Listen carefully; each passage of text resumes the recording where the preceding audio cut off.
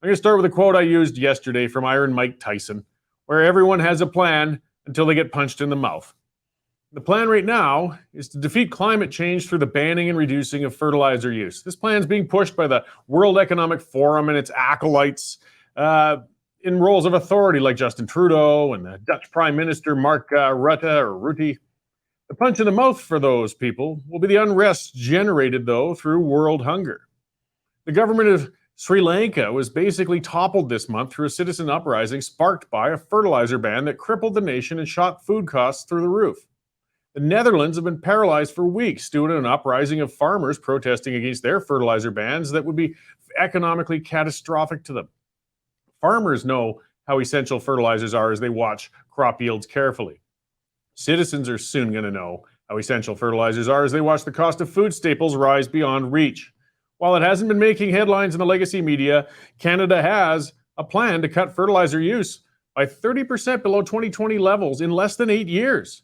If this plan's imposed, it's going to be a disaster for Canadian agricultural producers who are already struggling under the weight of increasing carbon taxes. This will, of course, lead to explosively rising food costs for Canadian consumers, and it'll even impact world food prices since Canada is a major agricultural exporter. Government leaders don't understand how essential fertilizers are because they live in cloistered worlds where their every expense, including food, is covered by the taxpayers. I mean, while people struggle to keep their families nourished, Canada's Governor General spent $93,000 to feed her entourage on a flight to the Middle East. The bill didn't even include drinks. I mean, they must have been snorting powdered truffles or something to bring the price that high. And that's the sort of thing that fosters citizen uprisings if our blinded leaders don't see it coming and won't understand why it's happening. The world's population has nearly doubled since 1975. Yet if you look, world famines have virtually vanished. The images of hunger we observed through the 80s and 90s are rare today. Famines, they still happen, but they're usually localized and caused by wars and civil unrest or by socialism, such as in Venezuela. Modern farming practices are the sole reason we don't see millions of people starving to death every year. The yield of food per acre on a modern farm has been rising as fast or faster than world populations have. Soil management and chemical fertilizer is the game changer here. And our ideologically blinded elites in government want to ban these fertilizers. Look, organic farming using manure-based fertilizers and hand weeding is a nice novelty and a luxury. It's not a realistic means to produce food. We need fertilizers along with chemicals like ammonia to produce the high yields we require to feed the world.